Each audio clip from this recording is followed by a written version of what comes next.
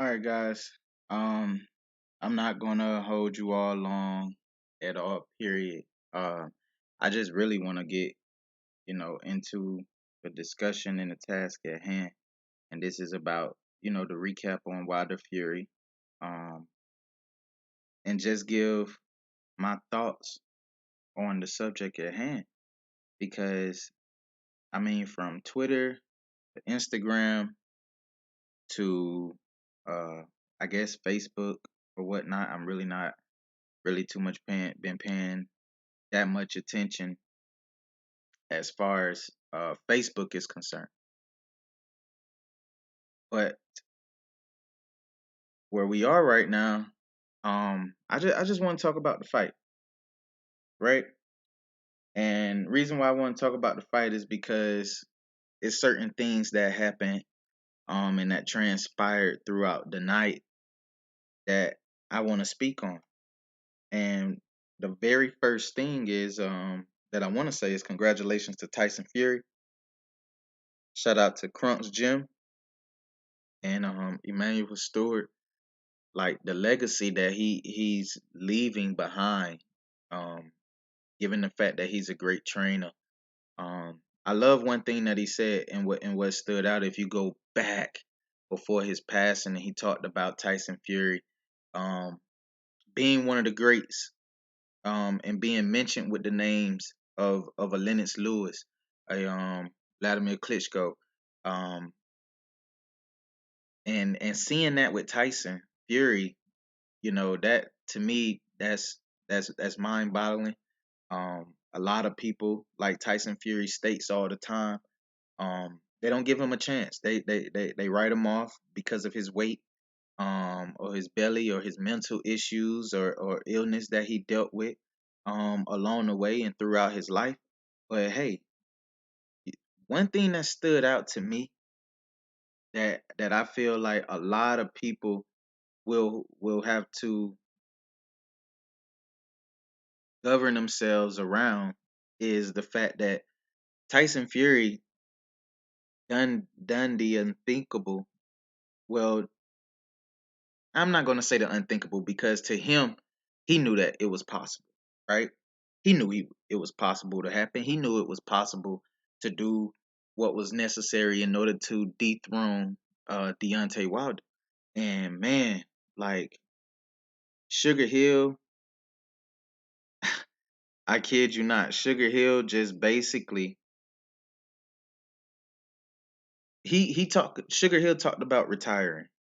Given the fact that there's nothing more in the sport that's left for him to do, he wants to just train amateur fighters.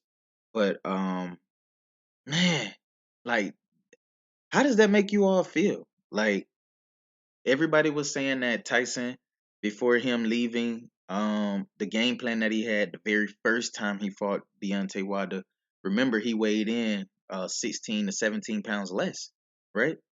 And but Wilder came in, an extra 16, 17 pounds more than what he was at, like 214, 213, or something like that.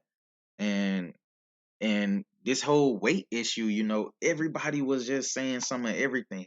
Oh, Wilder was too big. And then it was Tyson Fury is too big. Like, what is he doing? He's not going to be able to have a lateral movement, or be able to last throughout the fight, right? This is what everybody's saying, and a lot of people who are saying these things were people who, to me, damn it, some of them I felt like shouldn't even be qualified to even speak on boxing at all, period.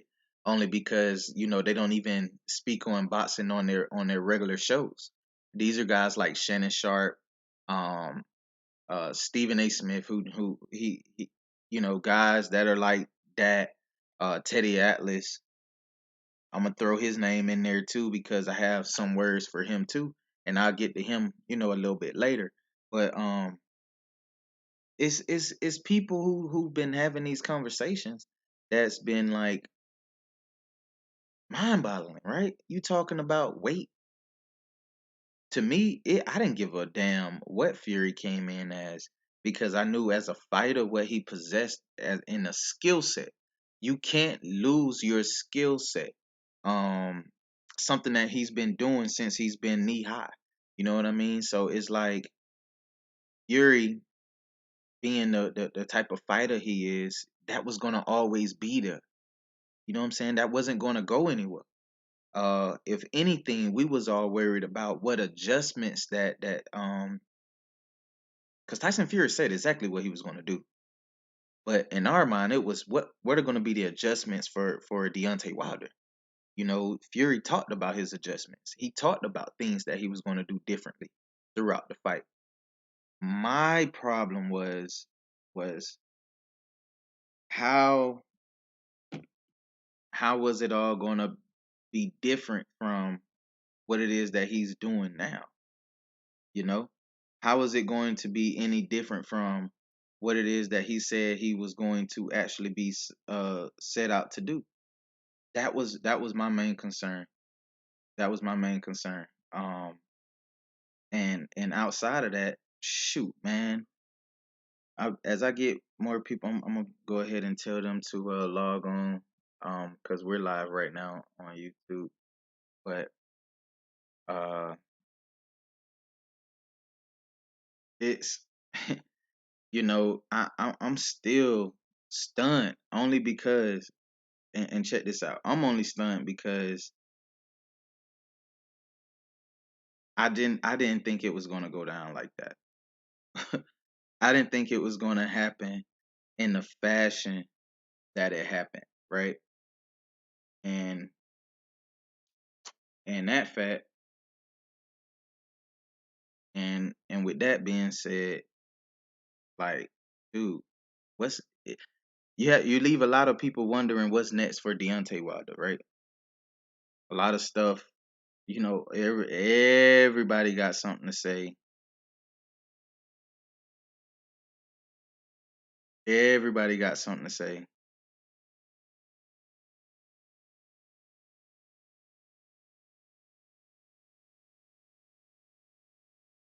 And I really, man, dude, hold on, I'm gonna get y'all going. Let me just send this post out real quick so that people can we could get some more people involved. That's in the story. So if anything, what is it that you all felt like what is it that you all felt like was the difference in this fight this time around, right? Everybody say that, oh man, Wilder shouldn't have fought this way, or Wilder shouldn't have did this, or Wilder shouldn't have did that, or everybody had different views, different opinions on this fight. Shout out to 92 AKU to this day, stunned by a Fury jab. Hey, okay, so as more people get ready to come in, my man, the fight itself, I'm gonna just be honest with you. The anticipation, the build up, the the promotion, everything was second to none. Second to none, man. It made the heavyweight division really feel like uh that old true division of why people gravitated to boxing. It's nothing like the heavyweight division, and I will always say that it's not. We've had the Floyd Mayweathers of the world, we got the Canelos of the world, um, but these guys, it's nothing when you have rivalry in the heavyweight division, because it's just we love to see big fights, bigger fighters, with big punches, and I take nothing away from Tyson Fury, y'all. Nothing away from Tyson Fury. I picked Wilder to win this fight. And the only reason why I picked Wilder to win this fight is because when I looked at the 12th round and I saw the 12th round of the first fight, and I saw that knockdown, and I was like, damn, you know what? History tells us that everybody who has tasted the canvas and faced Deontay Wilder, um, once he faced him a second time round, we saw what the end result was. Luis Ortiz, Bermain Stavern. Um, and so this time around with Tyson Fury, it was like, damn, I don't know if he's there, if he's all the way there, because of the weight gain. You know what I'm saying? I'm thinking like, damn, like I know he's not gonna lose his skill set at all, period. But for me, it was much more of what is he gonna be able to do this time around? You know what I'm saying? Is he gonna do the same thing this fight? Um, Last fight he was boxing and got robbed in the first fight. Absolutely, he got robbed. That Fury won the first fight. Um, I don't even see how they was able to score it as a even draw. But I think go back and look at the Mayweather and Marcos Maidana fight. Remember how close that fight was? In the first 6 rounds, where everybody was saying, "Oh man, Maidana was dominating Floyd, just throwing punches, left and right or whatever." But the second time they fought, Floyd just outclassed him, outsmarted him, did everything that you was like, "Damn, Floyd, why you didn't do that shit in the first fight?" But this time around, and like I said earlier when I had first started the stream, man, shout out to Sugar Hill, shout out to Crump Boxing with the beautiful game plan that they have for Tyson Fury. Hey, put on this weight, Tyson. Your skill set is not going to change at all. Period. You still going to be fast. You still going to be slick. You still going to be able to move around the ring and throw your feints, and because you're a better fighter than Deontay Wilder. You're a better fighter than Deontay Wilder. There is no way Deontay Wilder should uh be in the fight with him if he's able to just box and box a perfect 12 rounds. That was the mindset that Sugar Hill gave a Tyson Fury. And with Tyson Fury, he lived that. He walked that. He taught that. Deontay Wilder, what he say all the time? Speak it, believe it, receive it, right? That is the same thing that happened and occurred um with this. Fury spoke it, he believed it, and he damn sure received it. He dished it out, man. And you can't take nothing away from him at all, period. And it's like, damn, you go on Twitter last night, I'm on Twitter, and you just can tell people were literally hating that are Deontay Wilder fans, hating at the fact that Wilder lost. And they was immediately coming up with excuses. How? How can you come up with excuses when this time around, this had to be the best Deontay Wilder, right? He put on the weight, right? He looked bigger, he looked thicker, he looked stronger, right? But damn it, it was something about that fucking 270, right? Or 270 plus, what he was, 273 or something like that. That was just, that was a whole nother level. It was a whole nother level. The little bitty legs of little bitty legs, the little bitty legs of Deontay Wilder, man. It was just it was too much for him. And damn it, people, he kind of fought like Klitschko. Yeah, he did. It. I just, I really want people to take a time to step back and just really truly appreciate greatness while it's in front of us. I think we get so caught up in race. We get so caught up in like theatrics.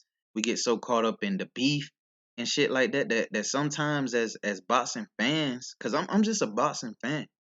At the end of the day, I'm a fan. Yeah, I may pick a certain fighter to win this particular fight or whatever the case may be, but at the end of the day, if I'm wrong, I'm wrong. Hell, it's boxing. Nobody is going to finish undefeated unless you Floyd Mayweather, right? You know, but it's like you have to appreciate greatness when it's in front of you. Tyson Fury is great. Um, and we as boxing fans have to appreciate that while it's here in front of us. How often do we come around fighters who been through what he's been through and came back to the top? I mean, Deontay Wilder inspired this man back in 2017. 2017. He made a video 2017 saying, Deontay Wilder, you inspired me to come back. And I'm gonna come back and be champion. I'm gonna beat you and be champion. Damn it, he said that. And this is Tyson Fury, overweight, drug addict, whatever you want to call him, or say whatever his mental illness or issue was, that was him when he said all of that. And look at him now, at the top of the fucking world, and people can't even respect that. But the only people who can't respect that are people who don't know how to bounce back in life when you face adversity. People who don't appreciate people who go through things in life and achieve something that they place in front of them. The only people who don't believe, who hate on that, are motherfuckers who just ain't never accomplished shit. Or if they did accomplish something, then guess what? It was something that was light, given to them. They didn't earn the shit. Tyson Fury earned that shit, man.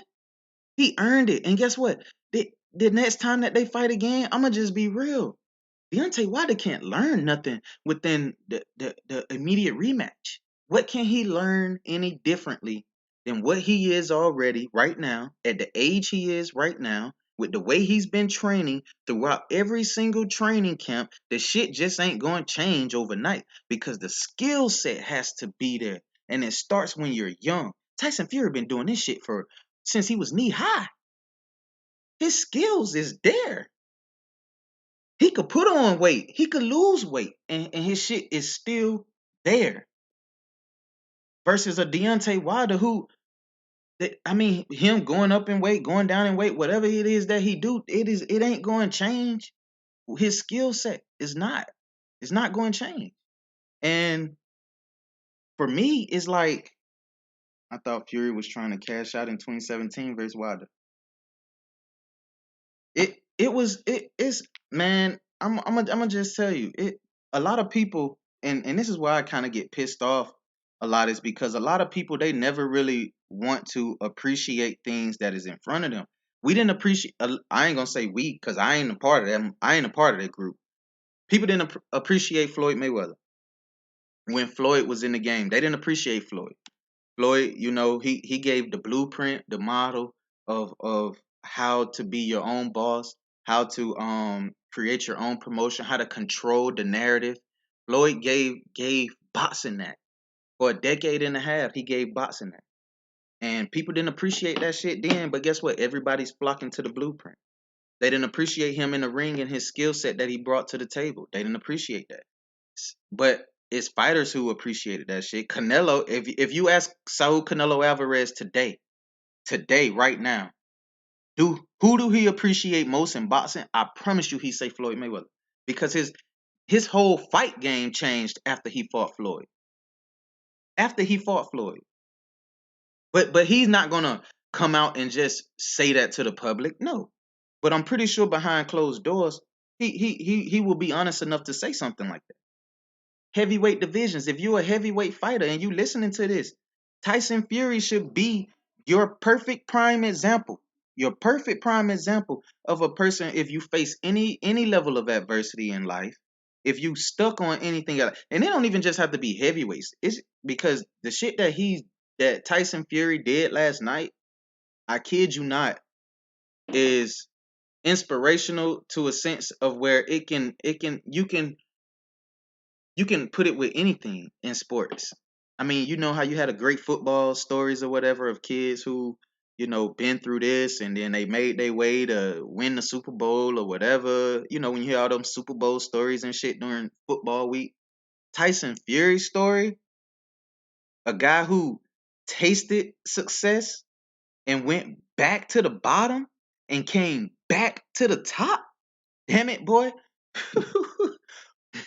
that That man can cash out right now. Tyson Fury can walk away from the game right now and be on top. Can walk away from the game right now and be on top. And me, I wouldn't even hate. I wouldn't even hate that as a fighter or as a fan, as a fight fan. I wouldn't hate it at all. Not one bit. But one thing that I do hate is people who don't give respect where respect is due. It's one fighter. I kid you not, Tay Jones, and that's my boy. I'm gonna call him out. That's my boy. But he signed to Bronze Bomber and Wilder. Let me tell you what he tweeted. This is funny because I had a response to his tweet and he has yet to respond back to me. He said this last night. He was like, "Oh, he heard in the crowd because he was there at the fight. He was like, he heard in the crowd, somebody was telling, I guess, the corner to throw in the towel, and Mark Breland threw in the towel because somebody in the stand said it. Bullshit, dude. Like, come on.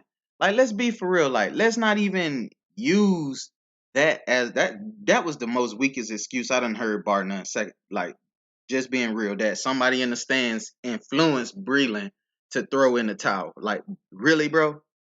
Like, for real? Like, you really had the nerve to sit down and tweet that shit on an immediate reaction to what just happened? Like, no, come on, man. You just have to be real. That the Bronze Bomber lost. And he lost in a way that a lot of people wasn't even seeing coming. We never saw Wilder on the canvas like that. Multiple times. Hell, they counted only two, but to me, I think he was dropped like 3 times.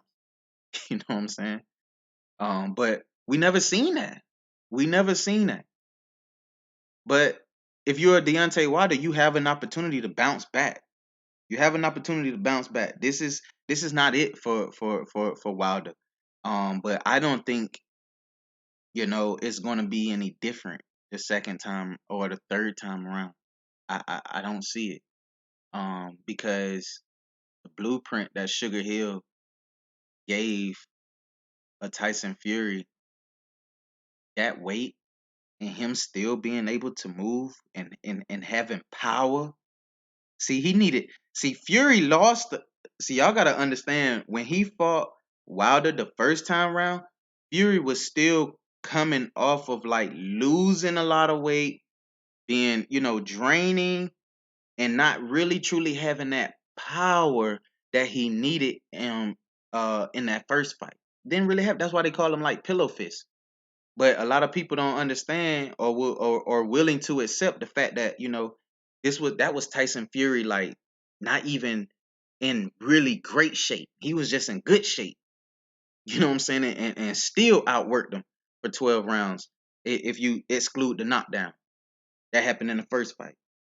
But you have to look at it the second time round, putting on that weight, being a lot stronger with that weight. Damn it, man. The chin was there. You know what I'm saying? That he ate those right hands in the first couple of rounds. The first 2 rounds, he ate the right hand. Ate it multiple times. And then Wilder just got away from it. After he got cracked after he got cracked in the second round behind the ear, it was over with from there. It was over with from there. Got dropped with the southpaw left hand. It was so fucking beautiful because the left hook to the body that he hit him with was just. I'm like, damn, Tyson Fury's in his bag, y'all. He's in his bag. And damn it, did he not finish the night off, in dramatic fashion? You have to give credit where credit is due. That's why I have a lot of problems with some of these fans who just, damn it, okay, you root for Wilder. That is good, man. That is cool. That's it's nothing wrong with that. But sometimes you just gotta give credit where credit is due. You have to. One thing that also stood out to me was like Teddy Atlas, right? I drilled his ass on Twitter because Teddy Atlas, let me tell y'all, like, at the weigh-in, he dissed Tyson Fury so bad. Oh, he's mentally lost. He won't take his shirt off. Why is he so big? He's just a shell of himself. Oh, just everything that you could possibly think of. Teddy Atlas was saying that shit. And he picked and what made it so crazy is he picked Wilder to win.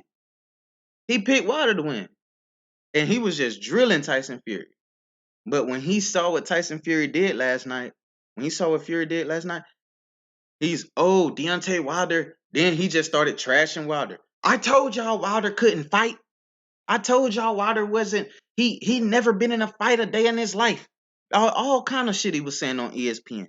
Really, really, really.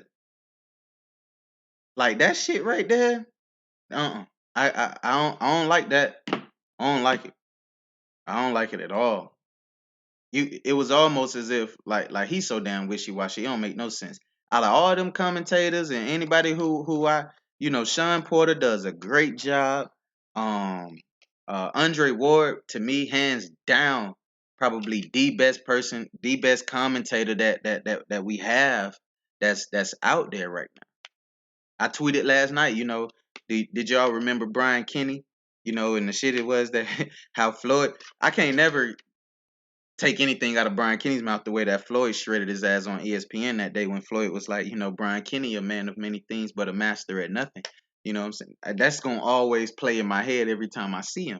But when you talk about the commentating last night, everybody was sitting there just waiting for Wilder to destroy um, Tyson Fury, except for Max Kellerman. Max picked Tyson Fury to win. But to me, man, it's people are so wishy washy in this world, and then they will go back and talk shit when they was wrong in they picks. Like, come on, like really, the disrespect that Deontay Wilder receiving right now from people, like because of his loss and how he lost. Like, I'm like, come on, really, like for real. If anything, it should have been respect earned from what it is we saw last night. Respect. That's nothing but pure respect. He did it. He did it the right way. He dominated. He fought a really good fight. How can you be mad at that? How can you hate on that? It wasn't like he was out there fucking cheating. His gloves weren't plastered. He wasn't out there doing. He wasn't on any type of steroids or drugs at all. Whatever the case may be, he did. He did it the right way. The right way.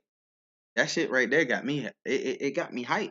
It got me hyped in a sense of like I could support Tyson Fury. I could support Deontay Wilder because he was a man at the end of the day, and he still gave an interview. He still congratulated Tyson Fury, you know, and he said, "May the best man win." Like, he started to kind of come out with an excuse or whatever, but at the end of the day, you talking to a man who just took a loss like that, and then the fact that Mark Breland threw in the towel. Um, I think Kenny Bayless. I went back and looked at the fight today, and if this is the ring right here, we drew a box. This is the ring. Uh, Kenny Bayless back was towards uh Breland. He wasn't even facing Breland at all. It was like he's looking this way at Fury. I mean at Wilder being on the ropes. Breland and them are on this side of the ring, and when Fury lands a shot or whatnot, and he step in Bayless' mind already, he was going to stop the fight. He knew he was going to stop the fight. So Breland throwing in the towel was just the cherry on top of what Kenny Bayless was already thinking in his mind, that he was going to stop the fight. So I don't think he should be criticized, or he should be thrown under the bus the way that they kind of like left Breland to hang last night.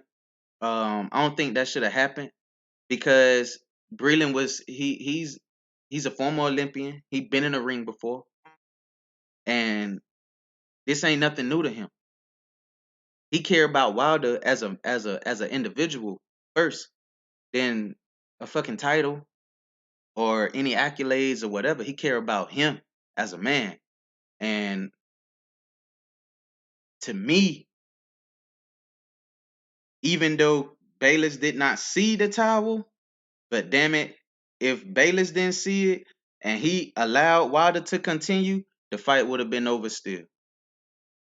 But the fact that Bayless stopped the fight and the towel was and thrown in. It was just a cherry on top, but the towel did not stop the fight.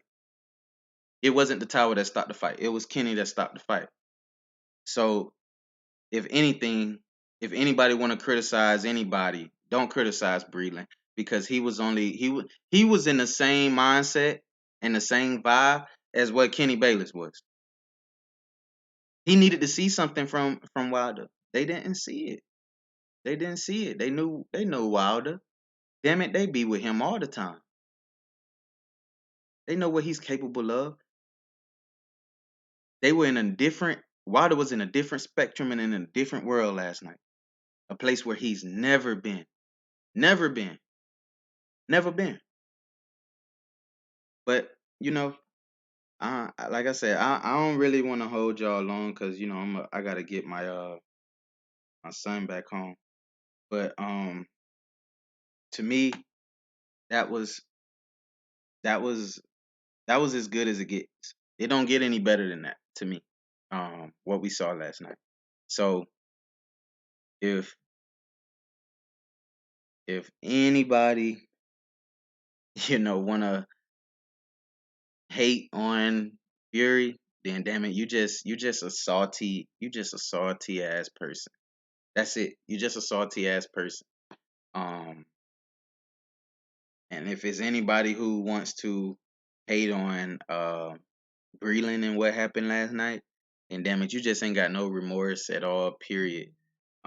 So if anything, um, shout out to everybody who bought the pay per view, who supported the sport, who went to the fight, who covered the fight, who was just there in attendance and help put boxing back on another level, man. Shout out to you all. You all deserve a round of applause. And if anything, I'm looking forward to seeing how everything plays out. Uh, how fast? Well, Shelly Finkel said last night in the press conference that they're going to exercise the immediate rematch and make the fight happen. So um, this third time around, I'm really looking at how it's all going to play out. I'm really looking at how it's going to play out. So if anything, um, let's just give respect where respect is due. Let's not make any excuses. It's boxing. You know what I'm saying? It's boxing. He has an opportunity to bounce back. AJ did it with Ruiz, even though he fought like a scary man, but he did it. You know what I'm saying? And to help AJ, hell, Ruiz kind of helped him. You know what I'm saying? So, but he did it. He did it, and he had a solid game plan. So this time around, if you're Deontay Wilder, at least you know that. And he said it last night. The greats, some of them you can't win them all. Some lose, and it's all about how you bounce back. Your bounce back game. You know what I'm saying? We want to see how he bounced back. You know, and if he bounced back the right way, in the way that we all know that Deontay Wilder will try to bounce back, hey, this is boxing. Who knows what could happen in the third fight? I'm not gonna. I mean, I don't see anything being any different if Tyson Fury comes in the same way and does the same thing. I think he could do that. But if anything, we have to see Deontay Wilder switch it up. I really think he has to. I don't want to say like leave his whole entire team, but he has to bring somebody in that is going to help him um put him in a better position in order to be successful. Um, and really truly grasp the concept of combinations and throwing punches in combinations and learning how to set your feet and just not depending on one shot in order to win you a fight. It's a lot of stuff that got to be changed, and it's a short period of time in order to do it. So Andre Ward said that he don't think that Wilder is going to take the immediate rematch. But if you Deontay Wilder and you really truly believe in yourself, the clock is ticking. 30 days from right now to really truly figure it all out. And then hopefully we get to fight, within the next 6 months. Um, and I just want to know what type of Wilder will it be that night when he walks into the ring again to face a Tyson Fury who is now he's on the top of the world. He's on the top of the world. The confidence level is just second to none right now. This Tyson Fury right here will dominate any fighter in the heavyweight division whatsoever. Dominate. AJ don't stand a chance against a Tyson Fury. Don't stand a chance. I thought Otto Wallen. I thought Otto was when Fury fought Otto. I was thinking like, damn, he had got that cut. That was gonna be it for him or whatever. But I don't even think he took that fight serious. He was just fighting that man to just probably like remain in shape or some shit. Honestly. But when he is serious and he's about business, he's the best heavyweight in boxing. And people got to put respect on the lineal championship too as well, because greats, legends have held that world title. That lineal title, legends have held that title. It may not be a major sanctioning body, but that title has been passed down through history. So it means something. It means something. So don't hate when he's called the lineal champion of the world. You can't hate on that. That's like hating on a fighter who win uh what's a what's those titles like a NBAC title, like the NBAC or some shit like that. That's like a fighter winning that and not receiving credit because they won a title. Like how that they're still a champion. You can't hate on that. But to this day, people come up with all kind of reasons, excuses, and all kind of shit, and they ain't nothing but pillow couches. You know, potato couches. Really, like they just sit there, talk shit, ain't really accomplish anything in their lives, but they find everything and anything wrong to hate on a person. But at the end of the day, you know, um, I'm just looking forward to it. This week we got coming up, man. We got some local fights happening this week in my hometown in Atlanta. I think all of the fighters that's here in the A is going to be putting on, so I'm definitely looking forward to that. With Maybach Hot, um, bringing that noise. Um, that kid, um, he's truly working on becoming great. Showtime, Young Savage is really a young prospect. Georgia Golden Gloves champion. Um, he's really looking to make some noise. GTD Promotions fight with him and Maybach Hot. Mac Truck is getting ready to make his pro debut. So it's a lot going on within our local um community and our local fighters that we have here. So I really wish everybody would get out and support these guys, because they will be making some noise. And stay tuned to this channel because we will be bringing you, the latest interviews with those guys. We're going to go um to be with them. I I want to say it's tomorrow for media workout. So that's going to be cool. So check out the interviews and everything that's going to be coming up on my channel then, and follow me on Instagram and on Twitter. I'm really active on the Twitter, um, as you can see, and active on Instagram too as well. So hey, make sure y'all hit that thumbs up, that like button. I ain't gonna drag y'all asses, you know what I'm saying, for not hitting no thumbs up or subscribing to the channel. You know what I'm saying? Because I'm doing this because I'm a fan of the sport. I'm not looking for no money, no or any of that. If the money comes, the money comes. If it don't, it don't. Um, But me, I'm doing it for just the love of the game, and to help these fighters get some exposure, as they go on throughout their careers and become great and become kings. You know what I'm saying? Because I am the go-to boxing king, and I ain't gonna give y'all no bias, no fake ass opinion. Y'all know y'all gonna get the real deal from here, and I'm gonna leave it at that. Okay, you got anything you want to say about the fight, man? That was that was a good fight. When I was watching it on my phone. You watched it on your phone? Oh, you watching the fight now? Show him what you show him the fight. Show him a little bit of the fight. Show him that you watching the fight. Yeah. So yeah, he watching the fight. He watching the fight now. You know what I'm saying? Wilder Fury. So um hell, y'all know I ain't gonna short y'all none. I'm gonna give y'all the real deal. Kaden gonna give y'all the real deal too.